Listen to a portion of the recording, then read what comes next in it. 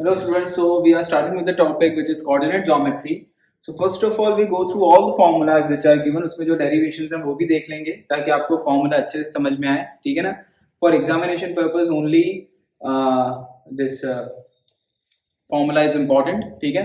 But then also we will go through a derivation part also, that how formula has been derived. So it will be helpful for your means to understand topic in depth. और फिर future के लिए भी ठीक है, थोड़ा अगर आप फिजिक्स पर्सपेक्टिव से भी देखें तो बहुत इंपॉर्टेंट चीज होती है, ठीक है? सो तीन फॉर्मूलाज हैं कोऑर्डिनेट ज्योमेट्री चैप्टर में. एक है distance formula, second is section formula and third is area formula, ठीक है? सो डिस्टेंस फॉर्मूला मतलब अगर दो पॉइंट अगर कोऑर्डिनेट वाइज दिए हों तो उनके बीच का डिस्टेंस निकालने के लिए डिस्टेंस फॉर्मूला यूज होता है. सेक्शन फॉर्मूला क्यों यूज होता है? सपोज कोई दो पॉइंट है, जैसे ये ए और बी दो पॉइंट है और सी एक पॉइंट है, तो सी पॉइंट हमको फाइंड आउट करना है और ये ए बी को कैसे सेक्शन में डिवाइड करता है, तो वो सेक्शन फॉर्मूला यूज होता है, ठीक है ना? और एरिया फॉर्मूला, एरिया आपको पता है, एरिया ऑफ ट्राइंगल निकालना आपको आता है. एक तो हाफ बेस इनटू हाइट से, एक हेरोन फॉर्मूला से, और तीसरा अगर आपको तीन कोऑर्डिनेट्स पता हो तो तीन अगर कोऑर्डिनेट पता हो तो एरिया की क्या फॉर्मूला होगी? वो एरिया फॉर्मूला, ठीक है? तो ये तीन फॉर्मूला है इस चैप्टर में जो हमको गो थ्रू करने हैं ओवरऑल. तो हम लोग क्या करेंगे, पहले फॉर्मूलाज और उसके एप्लीकेशंस देख लेंगे and then you have to solve questions और उसको फिर हम लोग डिस्कस करेंगे, ठीक है? सो पहले जो भी थियरी पार्ट है उसे अपन वर्कआउट कर लेते हैं ताकि जब आप क्वेश्चंस करो तो आपको सारे फॉर्मूलाज और उसके कॉन्सेप्ट याद हो कि वो क्वेश्चन कहाँ अप्लाई करना है. डायरेक्टली फॉर्मूला भी बता सकता हूँ लेकिन फील नहीं आएगा आपको, उतना मजा नहीं आएगा, ठीक है? सो जैसे कोऑर्डिनेट ज्योमेट्री जैसे 9th में भी पढ़ा है आपने ये चैप्टर. कोऑर्डिनेट ज्योमेट्री मींस हम 2D में ही पढ़ रहे हैं. एक्स एक्सिस और Y axis both are perpendicular to each other and first what we are dealing is with distance formula. So how to derive a distance formula, distance formula, और फिर उसका एक जो एग्जांपल और एप्लीकेशन भी देखेंगे हम लोग. Okay, so whenever we need to find out the distance between the 2 points we use distance formula. Okay, you can write down whenever we need to find out the distance between the 2 points we use distance formula. So we need to find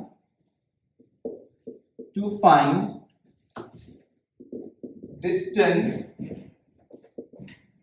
between 2 points A, which is x1 y1, and B, which is x2 y2. So we need to find out the distance between this point. So suppose this is one point on this graph and this is another point on graph, ठीक है? तो suppose ये एक point A है, ये दूसरा point B है.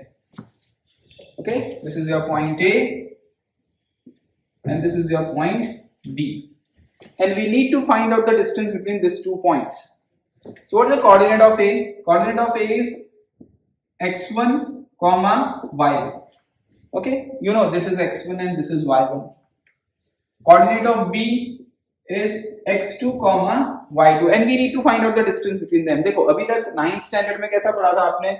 Suppose ये ओरिजिन है और ये मैं बोलूं कि दिस इज 1, दिस इज 2, तो ये डिस्टेंस कितना हुआ था? 2. ये आपको पता है, ठीक है?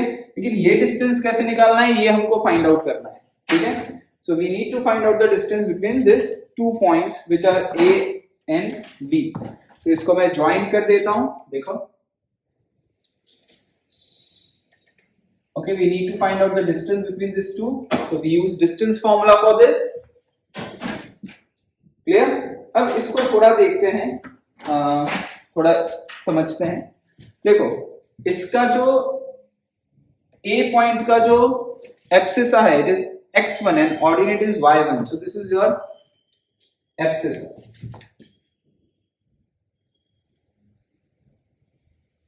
which is your x1.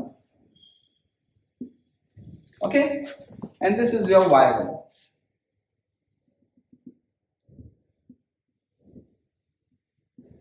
This is your y1, which is ordinate. Similarly for B point. Okay, this is your x2 and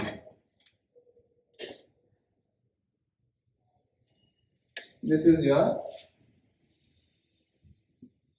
y2. Clear? ठीक है ना? इस लाइन को भी थोड़ी डार्क कर देते हैं, मतलब ऐसे बना देते हैं. So now you know what is x1, x2, y1, y2. This what you have studied in class 9th.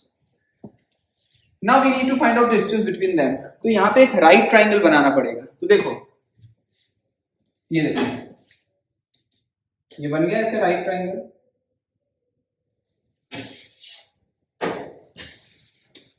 हमको ये डिस्टेंस फाइंड आउट करना है. ये डिस्टेंस और ये डिस्टेंस पता चल गया. ठीक है, suppose this is point C. So इस तरीके से कोऑर्डिनेट ज्योमेट्री वर्क करता है, इसलिए ये डेरिवेशन बता रहा हूं मैं. खासकर आगे के लिए ये बहुत इंपॉर्टेंट है. जैसे ही आप 11th में आओगे तो हम फिजिक्स में स्लोप भी पढ़ाएंगे. आपको स्लोप का मतलब पता होना चाहिए, इसीलिए ये चीज मैं यहाँ पे बता के रखता हूँ ताकि जब भी आप 11th में जाओ और स्लोप पढ़ाएं फॉर डिफरेंशिएशन इन फिजिक्स, तो ऐसा नहीं कि आपको स्लोप के बारे में पता ही ना हो. ठीक है, so let me need to find out the distance between 2 points which is a x1 y1 and b x2 y2. So here in triangle ABC, you know that it is a right angle triangle at C, जो figure बनी हमारी. So in triangle ABC, okay, by Pythagoras theorem, AB square is equal to AC square plus BC square. So what is AB square? We need to find out the distance AB. So AB square as it is रखते हैं. What is AC square? AC length कितना है? So this length is the whole of this length minus this length is this length, which is x2 minus x1. So length AC is x2 minus x1 the whole square. Similarly, BC is this minus this is this, y2 minus y1. So this is y2 minus y1 the whole square. So you have to get your answer. This is the distance formula. AB comes out to be under root of x2 minus x1 the whole square plus y2 minus y1 the whole square.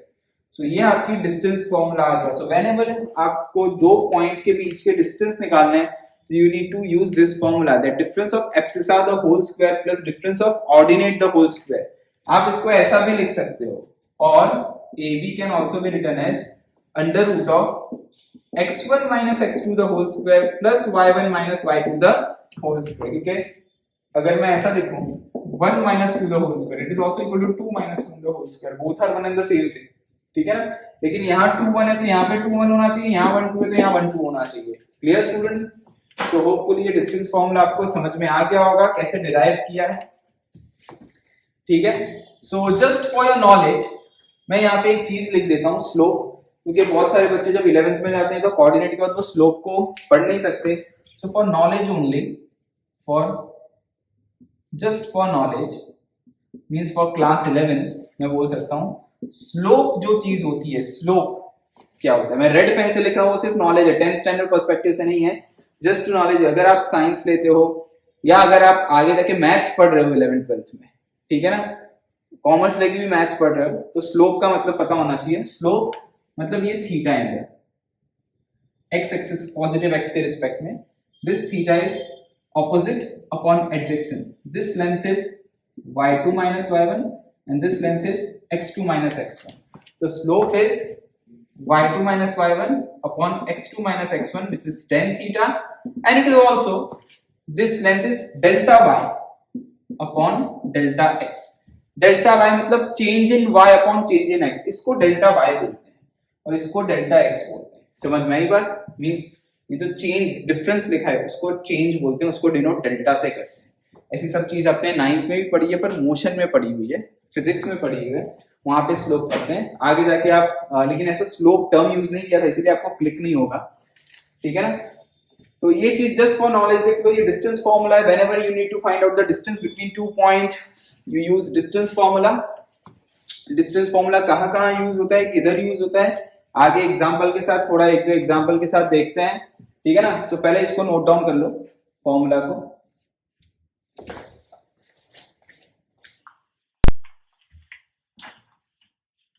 Now students, जैसे distance formula हम लोगों ने देखा, तो वैसे अब एक example देखते हैं। सपोज आपको बहुत सिंपल सा एग्जांपल देखते हैं, बाकी तो हम ऐसे कुछ कुछ एग्जांपल देख के सारे फॉर्मूलाज देख लेंगे, फिर आपको सारे क्वेश्चंस टेक्स्ट बुक के करने हैं और एक्स्ट्रा क्वेश्चंस जो है वो ट्राई करने हैं, ठीक है। सो जैसे एक एग्जांपल देखते हैं डिस्टेंस फॉर्मूला पे। जैसे सपोज टू फाइंड डिस्टेंस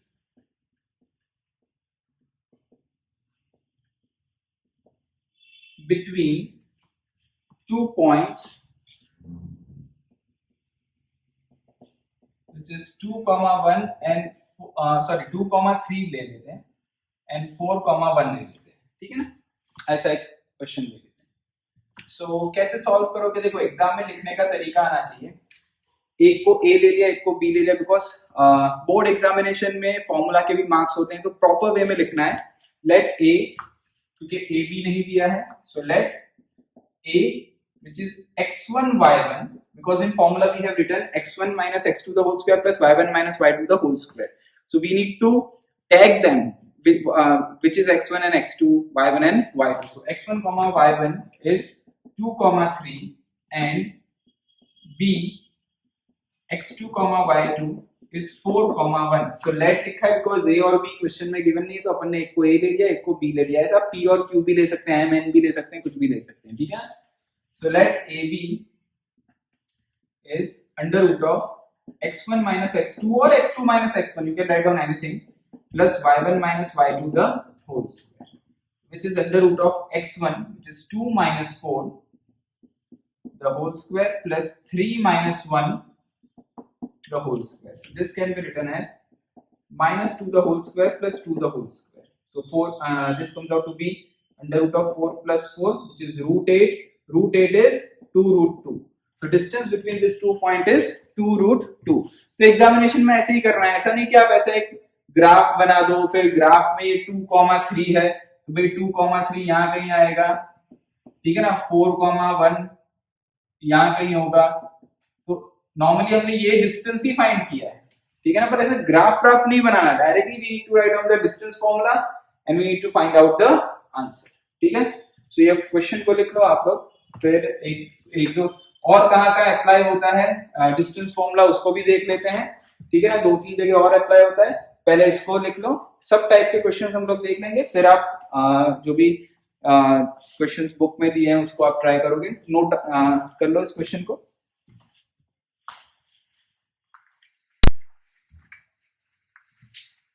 देखो स्टूडेंट्स, अभी नेक्स्ट जो टाइप का क्वेश्चन है डिस्टेंस फॉर्मूला, एक तो देखा डायरेक्टली फॉर्मूला बेस्ड। अब नेक्स्ट आता है to find the collinear, that points are collinear और नॉट। जैसे अपन एक जस्ट मैं साइड में ग्राफ बनाता हूँ for your knowledge only, just वो क्वेश्चन का मतलब अपन को एग्जामिनेशन में ऐसा ग्राफ नहीं बनाना है, सो ध्यान रखना ब्लू पेन से बनाता हूं मैं, जस्ट फॉर योर नॉलेज, ठीक है, ताकि आपको अच्छे से ये चीज समझ में आए कि अपन कर क्या रहे हैं। जैसे x, y, we know how to draw a graph. Suppose किसी भी एक इक्वेशन ले लेते हैं, जैसे 2x minus y plus 4 equal to 0 का ग्राफ बनाना है, ठीक है। सो इसको फास्ट बना दें, graph y equal to 2x plus 4 हो जाएगा। तो ग्राफ बनाने के लिए 2 पॉइंट की रिक्वायरमेंट है, जस्ट एनालिसिस करते हैं। जैसे when x is 0, y is 4, तो 0, 4, when y is 0, x is minus 2, I think, yeah, when y is 0, x is minus 2, so this is your minus 2, 0।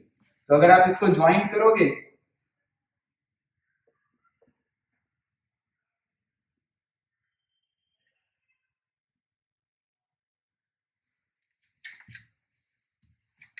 ठीक है, तो ये स्ट्रेट लाइन बनेगा, ओके, ये नॉर्मली एक स्ट्रेट लाइन बन जाएगा, पक्का, ठीक है।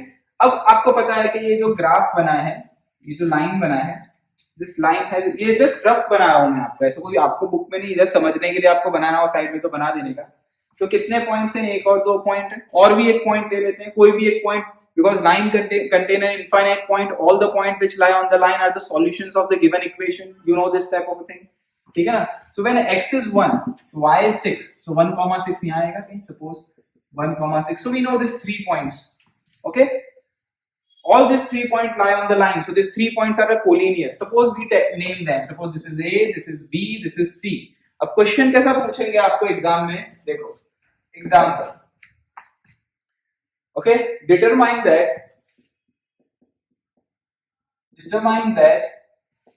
point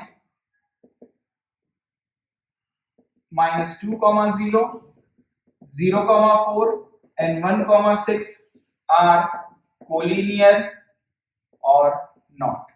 अब एग्जाम में ऐसा क्वेश्चन पूछेंगे आपको, to find out this points are collinear और नॉट। अब क्या करना है, आपको यहाँ दिख रहा है कोलिनियर है, पर ऐसे एग्जाम में आपको ऐसी इक्वेशन नहीं दी है कि आप ग्राफ बना के चेक करोगे, लेकिन अब अपन चेक कर रहे हैं, प्रैक्टिकली देख रहे हैं कि ये सब चीज अपन को इक्वेशन से लाइन बनाना आता है, लेकिन अपन को यहाँ पे इक्वेशन नहीं दी है, सिर्फ ऐसे ही देंगे, ठीक है। सो कोलिनियर की कंडीशन क्या होती है, यहाँ पे डिस्टेंस फॉर्मूला कैसे यूज करेंगे। सो पहले सब अपन इनको नेम दे देंगे, ए बी सी ऐसा दे दिया आपने, देखो। So let A -2, 0, b is 0, 4 and c is 1, 6। अब आपको सारे कॉम्बिनेशन लिखने के, ए बी बी सी सी सी, जैसे ए बी निकालने का, फिर B C distance find out करने का, और फिर C A distance find out करने का। यहाँ पे x1 x2 x1 y1 x2 y2 x3 y3 नहीं लिखोगे तो चलेगा, क्योंकि आपने फॉर्मूला एक मैंने बताया था आपको, under root of difference of abscissa the whole square plus difference of ordinate the whole square, ये चीज भी याद रखना, ठीक है। सो डायरेक्ट लिख सकते हो यहाँ पे, क्योंकि फिर आप कंफ्यूज हो जाओगे, इसको x3 y3 लिखोगे तो x3 - x1 लिखना पड़ेगा, तो वहां कंफ्यूजन होगा, तो इससे अच्छा डायरेक्ट यहाँ पे अप्लाई करो। जैसे ए बी है, so under root of difference of abscissa the whole square, this minus this the whole square plus difference of ordinate the whole square, 0 - 4 the whole square। फिर समझ में आई बात आपको, तो ये क्या हो जाएगा, under root of -2 square 4, 4 square 16, so √20 is 2√5 ना, नहीं √20 is 5 4 हाँ, so 2√5 is √20।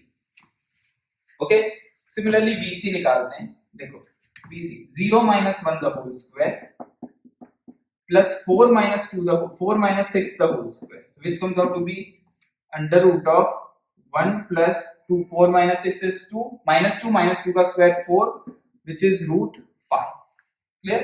CA -2 - 1 the -2 minus 1 the whole square plus 0 - 6 the whole square, this give under root of -2 - 1 is -3 square is 9 and this is 36, okay, 6 square, this is √45, √45 is 9 5 so 3√5।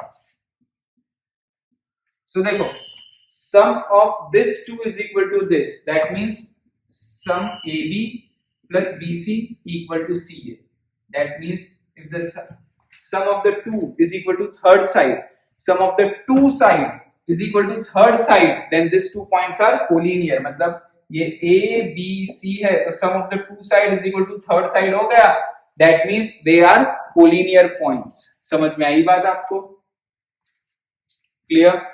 सो ऐसे questions तो आपको पूछेंगे, clear. तो ये simple question है, typical भी होंगे, लेकिन पहले आप सिंपल क्वेश्चन से टॉपिक को समझ लो, फॉर्मूलाज को समझ लो, फिर टिपिकल क्वेश्चन आप ट्राई करेंगे, हम भी उसको कराने वाले हैं, ठीक है। So determine the point which are collinear और नॉट, तो yes this point A B C are collinear. समझ में आई बात आपको, क्लियर, ओके। इसको नोट डाउन कर लो, फिर मैं आगे एक और क्वेश्चन इस पे से बताता हूँ।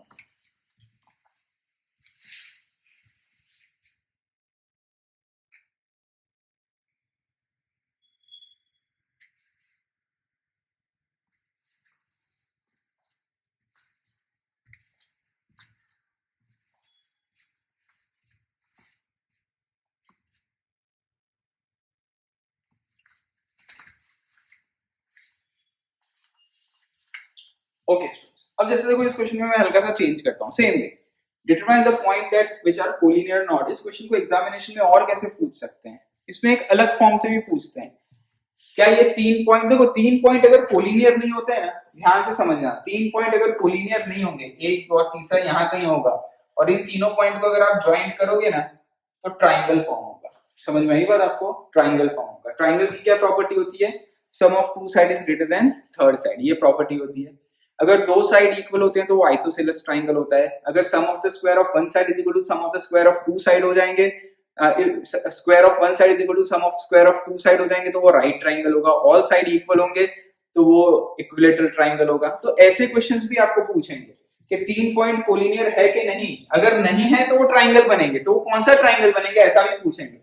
तो सेम क्वेश्चन में ऐसा मैं लिखता हूं, डिफाइन द पॉइंट -2 0 0 4 और 160 की जगह मैं क्या कर देता हूं, देखो अब पता है ये इस लाइन पे तो लाइन नहीं करेगा, मैं 2, 0 लिख देता हूं, आर कोलिनियर और नॉट। ये क्वेश्चन मैं कर देता हूं, थोड़ा चेंज कर देता हूं क्वेश्चन को, ठीक है ना। ऑब्वियस बात है 2, 0 इस पे लाई नहीं करेगा, 2, 0 तो यहां तक ही लाई करेगा, 2, 0 तो ये इसका सॉल्यूशन है ही नहीं, सेटिस्फाई नहीं करेगा इक्वेशन को, आपको पता है ये, ठीक है। सो अब अपन इसको सॉल्व करते हैं, तो ए बी सी को अपन क्या लिख देते हैं 2, 0, तो ए बी तो यही रहेगा, बी सी और ए सी चेंज हो जाएगा, तो बी सी ए सी फाइंड आउट करते हैं। देखो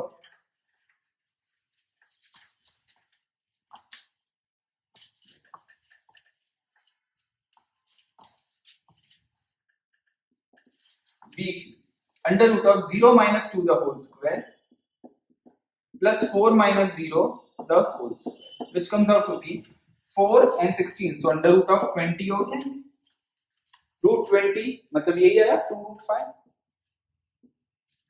and AC under root of -2 the whole square plus 0 minus 0 the whole square, which comes out to be -2 is -4 square is root 16, which comes out to be 4। तो देखो यहाँ पे sum of the two side is not equal to third side, यहाँ पे sum of two sides is not equal to third side, so they are not collinear, so they are not collinear, but they form a triangle, but they form an isosceles triangle, two sides are equal। समझ में आई बात आपको। सो ये चीज है, ऐसे question भी पूछते हैं कि ये भाई कोलिनियर है कि नहीं है, कोलिनियर नहीं है, खत्म हो गई बात। फिर आगे भी पूछेंगे अगर कोलिनियर नहीं है तो क्या है, तो ट्राइंगल है, कौन सा ट्राइंगल है, तो आइसोसेलेस ट्राइंगल है। समझ में आई बात आपको। सो ये बहुत इंपॉर्टेंट चीज है, ये कुछ डिस्टेंस फॉर्मूला में यूज्ड होते हैं, ठीक है। सो नोट डाउन कर लो इसको।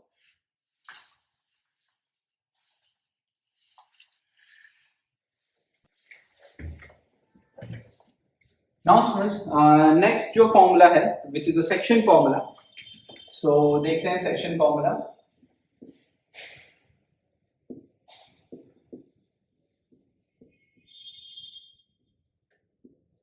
और the meaning of section formula, section मतलब कट, आपको पता है, मतलब एक पॉइंट कहां पे कट करता है। जैसे फॉर एग्जांपल मैं आपको बताऊं, सपोज एक लाइन सेगमेंट है ए और बी, ठीक है।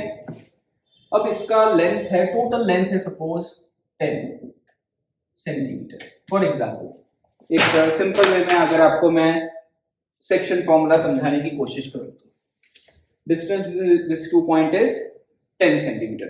अब एक मैं सी पॉइंट लेता हूं which is at centre, C is at centre, okay. तो अगर मैं सी को सेंटर में लेता हूं तो ये कितना हो जाएगा 5 सेंटीमीटर और ये भी कितना हो जाएगा 5 सेंटीमीटर। तो हम ऐसा बोल सकते हैं that AC upon CB is 5 upon 5 which is 1। तो इसको हम ऐसा भी लिख सकते हैं AC is to CB is 5 is to 5, that means 1 is to 1. That means C divide AB in ratio 1 is to 1. This is the way of means इसको present करने का ऐसा वे है। C point divide AB in ratio 1 is to 1. Clear? अब अगर मैं suppose यहां पे एक और पॉइंट लेता हूं, सपोज सेम एग्जांपल में A और B जो 10 सेंटीमीटर डिस्टेंस पे है, मैं एक पॉइंट लेता हूं यहां पे D। सपोज ये लेंथ है 3 सेंटीमीटर और ये लेंथ है, ऑब्वियसली बचा हुआ रिमेनिंग कितना होगा 7 centimetre. So D divide means AD is to DB को मैं लिख सकता हूं 3 is to 7। समझ में आया आपको? Means AD upon DB equal to 3 upon 7 होगा, okay. That means D divide AB in ratio 3:7. Clear?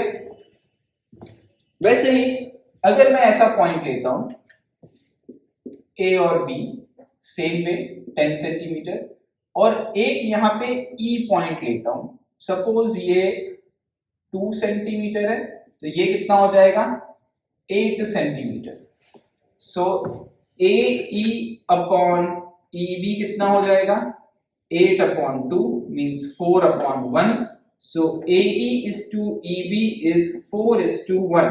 That means E divide AB in ratio 4:1 internally.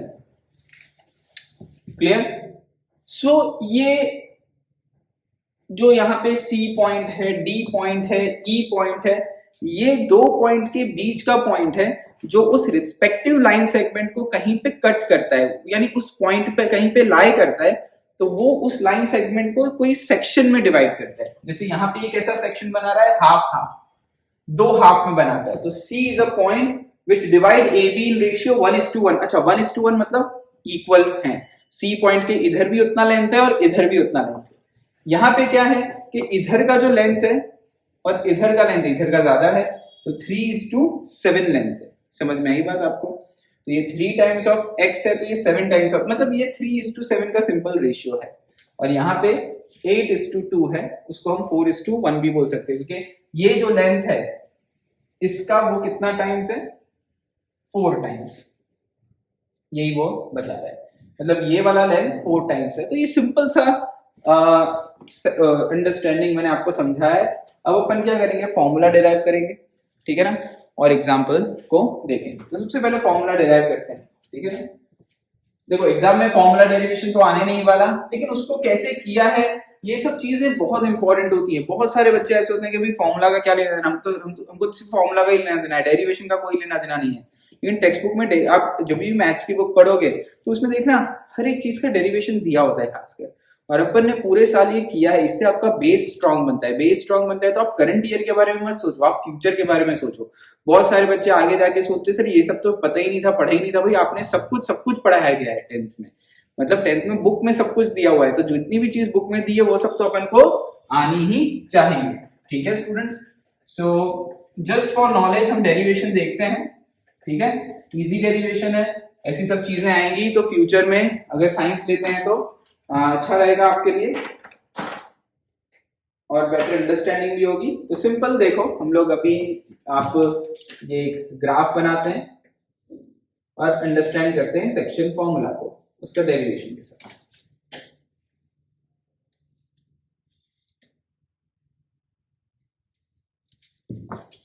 Okay, so this is your y-axis, this is your x-axis, this is origin. Okay, and suppose there are the 2 points A and B. This is your point A and its coordinate is x1, y1, and this is a point B. Its coordinate is x2, y2. Same way जैसे distance formula में देखा था हमने. Join these 2 points. Okay. Now जैसे यहाँ पे देखा था C, D, E ऐसे बहुत सारे पॉइंट है. यहाँ पे अपन एक जनरल पॉइंट P लिख देते हैं. जैसे P is a point P x, y divide AB in some ratio. That ratio is m:n. We don't know कि भाई 1:1 है कि 2:1 है कि 3:7 है, ऐसा नहीं पता. तो अपन ने जनरलाइजेशन में m:n लिख दिया है. ठीक है. तो यहाँ पे मैं लिखता हूं, देखो section formula. Let A which is x1, y1 and B x2, y2 are the 2 points. ठीक है ना. A x1 and P xy, P x, y divide AB in ratio m:n. बराबर. It divide AB in ratio m:n. That is आप क्या लिखोगे, AP upon PB is equal to m upon n, जैसे मैंने आपको समझाया. अब अपन इसका फॉर्मूला डिराइव करेंगे। हमको क्या पता है, ये दो चीजों ने हमको x, y पता करना है। सिंपल, x, y हमको पता करना है। ठीक है, देखो नाउ यहां से अपन lines parallel to y axis बनाते हैं पहले, और यहां से parallel to x axis.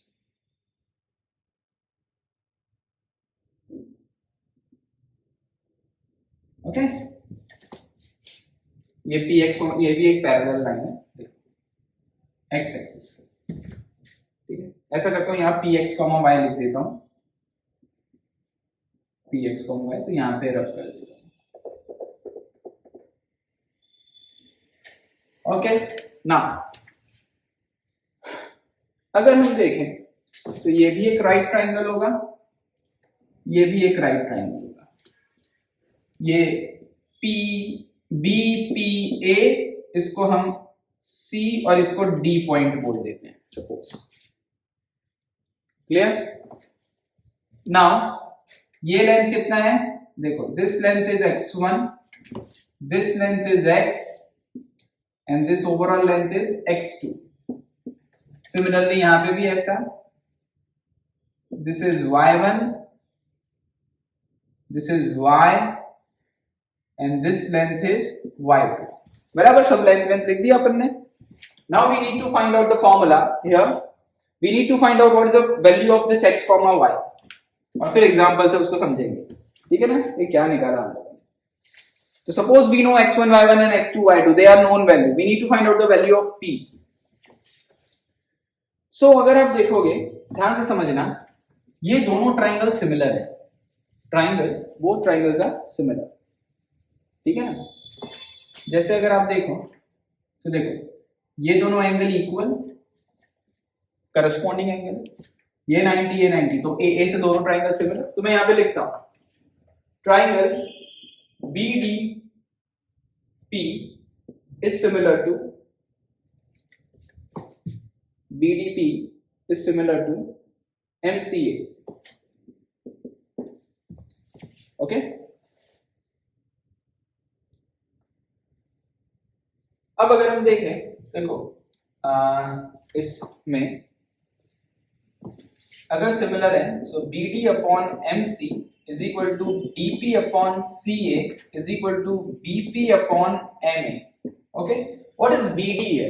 BD, देखो BD, this length B and D, ये लेंथ कितना है? So this length will be y2 minus y, है कि नहीं? Upon MC, MC this much, sorry MC कहां से लिख दिया मैंने, BD अपॉन BDM लिखा ना मैंने यहाँ पे, BDP ना, सॉरी, और MCA, PCA लिखना था, सॉरी, MCA नहीं PCA, यहाँ पे मेरे को PCA लिखना था, PCA।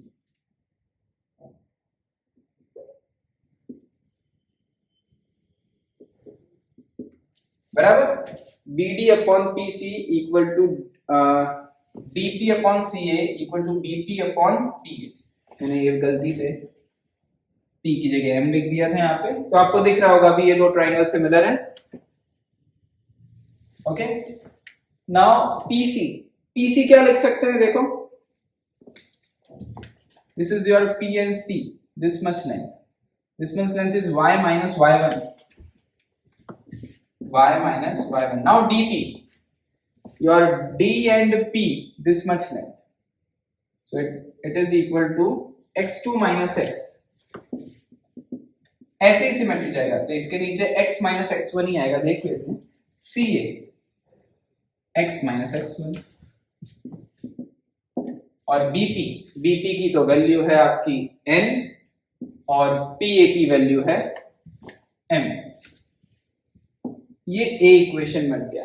अब इसमें पहले ये कॉम्बिनेशन लो, दूसरे में ये combination low. So from A, x2 minus x upon x minus x1 is n upon m, cross multiplication, mx2 minus mx is equal to nx minus nx1।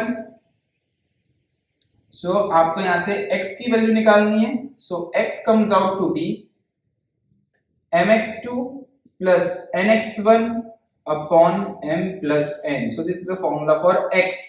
तो आपने ये x फाइंड आउट कर लिया. What is the value of this x? Similarly, from a हम ये लिखेंगे y2 minus y upon y minus y1 is equal to n upon m cross multiplication. So my2 plus my is equal to ny minus ny1.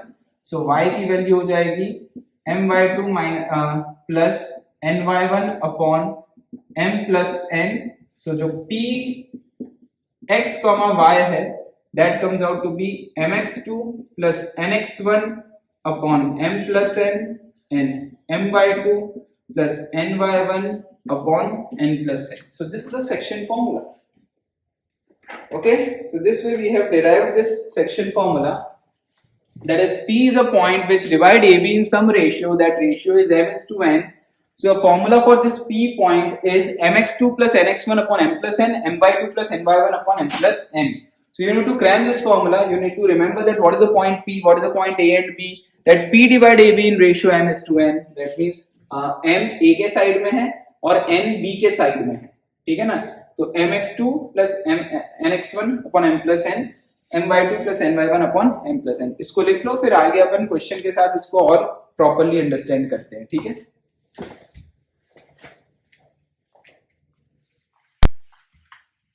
Okay students, सो जैसे हमने formula देखा, इस formula को अपन को examination में कोई भी क्वेश्चन करना हो तो ऐसे ग्राफ बना के तो नहीं करना, डेरिवेशन ही करने को अपन ने किया था इसीलिए कि कैसे डेरिवेशन हुआ.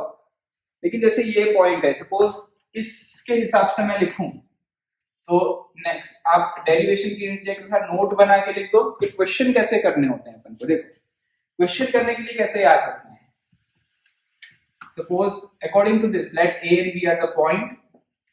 So a and b are x1 y1 and b is x2 y2. Okay, and p xy divide ab in some ratio. So p xy divided in some ratio which is m is to n. So formula क्या होता है, देखो what is this x and y. p x comma y is m x2 plus n x1 upon m plus n, and then m y2 plus n y1 upon m plus n. कभी कभी हमको direct भी लिखना होता है तो ध्यान रखना है, ऐसे लिखना है m x2 plus n x1, ऐसे क्रॉस m x2 तो n x1 बराबर ना, m x2 तो ये n x1 upon m plus n and m by 2 plus n by 1 upon m plus n. Clear. So ये इधर जाएगा और ये इधर आएगा. इस तरीके से आपको ऐसे ग्राफ नहीं बनाना होता तो फॉर्मूला करते हैं. अब यहाँ पे एक इंपॉर्टेंट पॉइंट कि if P is mid point, अगर P मिड पॉइंट है तो जो m is to n होगा वो 1 is to 1 होगा. जैसे मैंने पहले ही बताया था मिड पॉइंट है तो ये 1 is to 1 हो गया, तो m की वैल्यू 1 और n की वैल्यू भी 1 बराबर. उसको यहाँ पे पुट करोगे तो क्या हो जाएगा, 1 और 1 तो एज इट इज ही रहेगा और 1 plus 1 क्या हो जाएगा 2. यहाँ पे भी क्या हो जाएगा upon. This is known as mid point formula. तो कभी भी अगर आपको ऐसा दिया है कि कोई मिड पॉइंट है, जैसे P is a mid point of AB, तो P का ये x क्या होगा, x1 plus x2 by 2 is this x and y1 plus y2 by 2 is this y. Simple. Okay, so हमको ऐसा लिखना होता है, ध्यान रखना जब क्वेश्चन करते हैं तो. अब ये क्वेश्चन करके भी देखते हैं सेक्शन फॉर्मूला का, ठीक है ना. इसको नोट करके डेरिवेशन के नीचे लिख दो ताकि आपको याद रहे.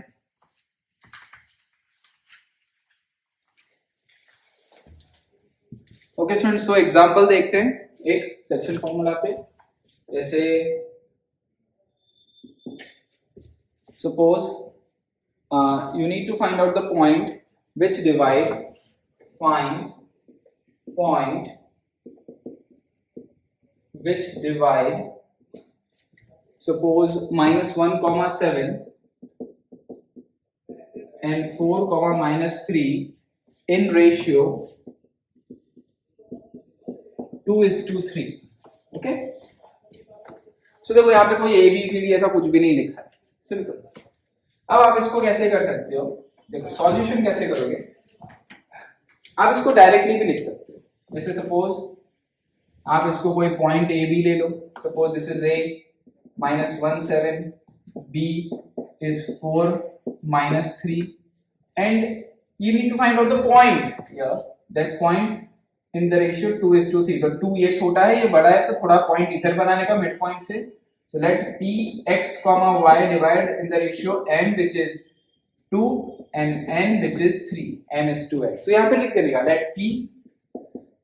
p x y divide a and b in ratio m is to n which is 2:3। आप ऐसा लिख सकते हो। और जैसे मैंने बताया था px, y आप फॉर्मूला लिख दो, क्योंकि फॉर्मूला लिख सकते हो आप mx2 + nx1 / m + n, m/2 + n/1 / m + n। वो फॉर्मूला लिखने के बाद मैं डायरेक्ट स्टेप लिखता हूं, ठीक है ना। वो फॉर्मूला के बाद क्या लिख सकते हो, mx2 मतलब mx2 + nx1 upon m + n, my2 plus ny1 upon m plus n। So p x y 8 minus 3 is 5/5 which is 1 minus 6 plus this 21, minus 6 plus 21 comes out to be 15/5 which is 3। So this p point is 1, 3। अगर इसको graphically समझे ना, just for your knowledge बता रहा हूँ, graphically ऐसा बनाना नहीं exam में, तो ये हो गया क्वेश्चन। मतलब क्या है ये पॉइंट, देखो एक पॉइंट है -17, -1 और 7 यहाँ कहीं आएगा, और 4,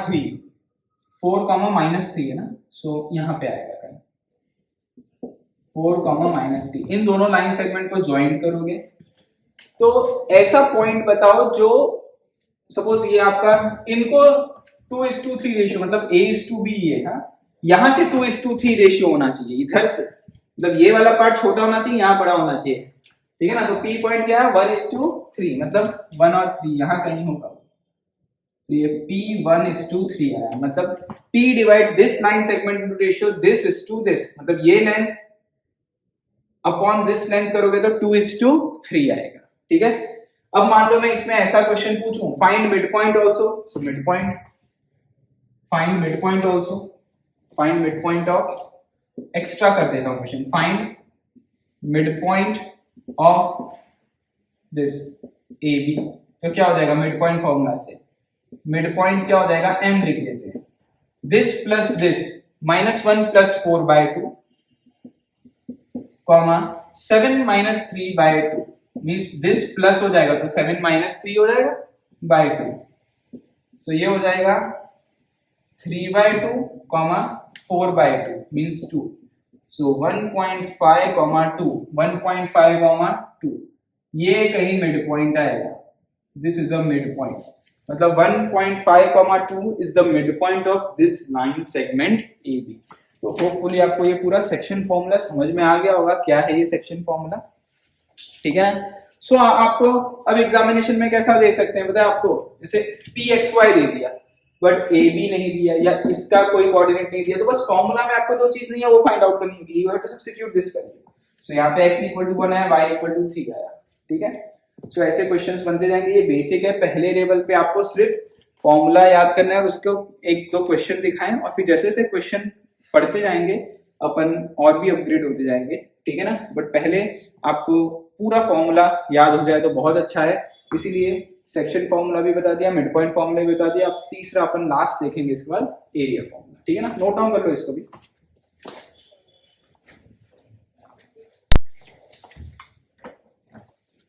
now students, third is area formula, last one, ठीक है ना, बहुत सिंपल है। Area of triangle formula, so देख लेते हैं, simple.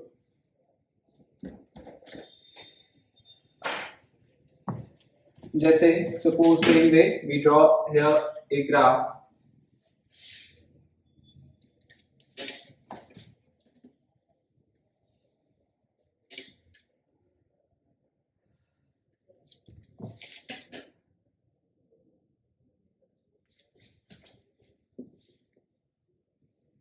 suppose this is x, y, and this is an origin.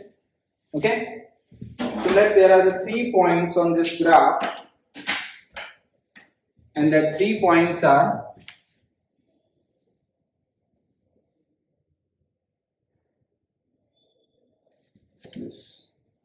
this is A, this is B, and this is C. So we know these 3 points are not collinear. If they are not collinear, if we join these 3 points,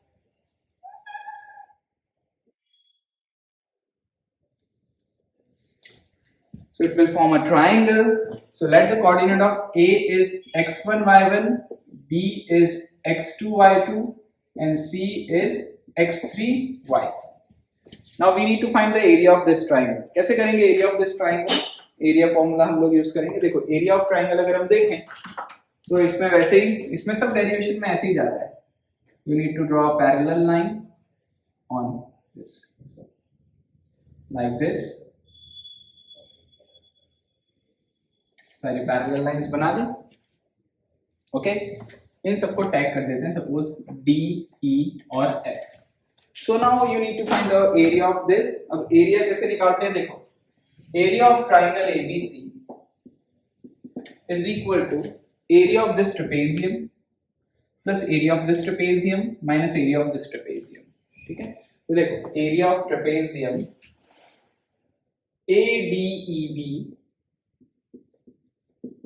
plus area of trapezium BEFC plus area of minus area of trapezium ADFC minus area of trapezium ADFC. this area ये पूरा cover हो गया, minus this area कर दो तो area of triangle आ गया. Now what is the area of this ADEB? देखो area of trapezium is half the sum of parallel side into height. तो half the sum of parallel side, sum of parallel side, this two are parallel. ये कितना है? y1. ये कितना है? y2. y1 plus y2 into height. This is the height. ये height कितना हो जाएगा? x2 minus x1 plus similarly half the sum of parallel side y2 plus y3 into height. This is your height, which comes out to be x3 minus x2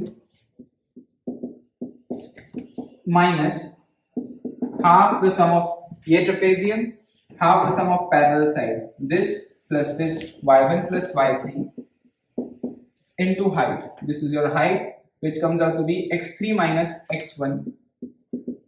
अगर आप इसको solve करोगे ना सब हाफ कॉमन निकाल के और multiplication करके, तो आपका आंसर आ जाएगा half of x1 y1 minus y2. देखो यहाँ x और सॉरी x 1 2 3 ऐसे याद रखना है सॉल्व करने के. प्लस अब यहाँ x2 है तो x1 है तो 2, यहाँ पे 2 है तो यहाँ 3 और यहाँ 1 1 2 3, फिर साइकिल 2 3 1, फिर प्लस x3 तो y1 minus y2. This is your answer. This is area of triangle ABC. तो आपको क्या करते हैं एग्जामिनेशन में, जनरल एरिया निकालने को पूछेंगे. देखो अगर आपको राइट एंगल ट्राइंगल होता था तो या कोई भी ट्राइंगल होता तो half base length into height निकालना होता था, पर बेस लेंथ पता होना चाहिए और हाइट पता होना चाहिए. हेरॉन फॉर्मूला में क्या होता था, आपको सारे साइड के लेंथ पता होने चाहिए थे. यहाँ पे क्या है कि कोऑर्डिनेट्स पता होने चाहिए. अगर कोऑर्डिनेट्स पता है तो आप आंसर निकाल सकते हो. अब होता क्या है, ये आंसर नेगेटिव भी आ सकता है पर एरिया कभी भी नेगेटिव नहीं हो सकता. इसीलिए हम यहाँ पे एक मॉड लगा देते हैं कि आपका कोई भी आंसर आए पर आपको यहाँ पे एक मॉड लगा देने का. What is the meaning of this mod? कि आपको आंसर फाइनली किसमें लिखना है? पॉजिटिव में. जैसे mod of -2 20, so answer is 20 only. This is the meaning of mod. क्योंकि एरिया नेगेटिव नहीं हो सकता, एरिया पॉजिटिव ही होगा. सो इसीलिए यहाँ पे मॉड लगा दिया गया है. ठीक है ना. तो ध्यान रखना, बड़ा सिंपल. दो टाइप के क्वेश्चन इसमें मेजरली बनते हैं. एक तो ऐसा होता है जिसमें एरिया निकालना होता है, सिंपल 3 कोऑर्डिनेट दे दिए, एरिया निकालना हो गया. और दूसरा अगेन कोलिनियर की कंडीशन आ गई.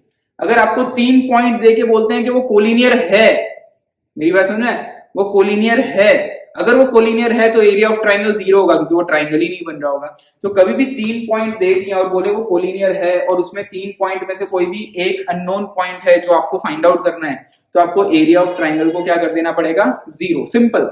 तो ये चीज याद रखना, कोलिनियर कंडीशन के लिए एरिया ऑफ ट्राइंगल 0 लिख दोगे, इस फॉर्मूला को इक्वल टू 0 लिख दोगे तो इजी हो जाएगा। डिस्टेंस फॉर्मूला में भी कोलिनियरिटी पड़ी, यहां पे भी आएगा, ठीक है। सो बस यही एक फॉर्मूला है कि we need to find out the area of triangle. So can this formula, simple आपको कोऑर्डिनेट्स देते हैं, उसके ऊपर से आपको ये फॉर्मूला अप्लाई करना होता है, ठीक है। सो ये ओवरऑल थियरी है कोऑर्डिनेट ज्योमेट्री की। मैं होप करता हूँ कि पहले आप इसको गो थ्रू करो, लर्न करो, फॉर्मूला लर्न करो and one by one question try करो। जो प्रॉब्लम हो उसको रखते हैं साइड पे और धीरे धीरे हम लोग उन क्वेश्चंस को भी डिस्कस करेंगे तो आपकी प्रॉब्लम एलिमिनेट होती जाएगी। ये कुछ ऐसे चैप्टर हैं कि आप पहले फॉर्मूला करने के बाद खुद ट्राई करोगे ना सारे क्वेश्चंस, तो आपको आगे जाके बहुत अच्छे से आएंगे क्योंकि आपको आपकी मिस्टेक पता चलेगी, ठीक है ना। मिस्टेक पता चलेगी, उसके ऊपर से आपको फिर बाद में हम जब सॉल्यूशन कराएंगे, अच्छा मेरी ये मिस्टेक थी, मैंने ये चीज को गलत समझा था, तो वो बहुत फायदेमंद होगा, ठीक है। सो ये चैप्टर को इसीलिए मैंने इस तरीके से आपको पहले ही बता दिए सारे फॉर्मूला, 3 फॉर्मूला जो यूज होते हैं। तो you go through it, learn this 3 formula, कैसे डिराइव किया उसको भी पढ़ लो और कैसे क्वेश्चंस कराएं वो भी कर लो और and then solve all questions first from text book and then हम लोग सॉल्व कराएंगे। तो वन बाय वन आप उनको करस्पॉन्डिंगली चेक करते रहना, लेकिन एक चीज याद रखना, पहले इसको लर्न करो और फिर हम लोग क्वेश्चन कराएंगे, उससे पहले आपके क्वेश्चन हो जाने चाहिए, ठीक है ना। मतलब भले 10 है उसमें से 4 हो गए, 6 नहीं आए, बहुत हो गई बात, ठीक है ना, लेकिन वो हो जाने चाहिए और फिर हम वन बाय वन क्वेश्चन करेंगे, ठीक है स्टूडेंट्स। Thank you.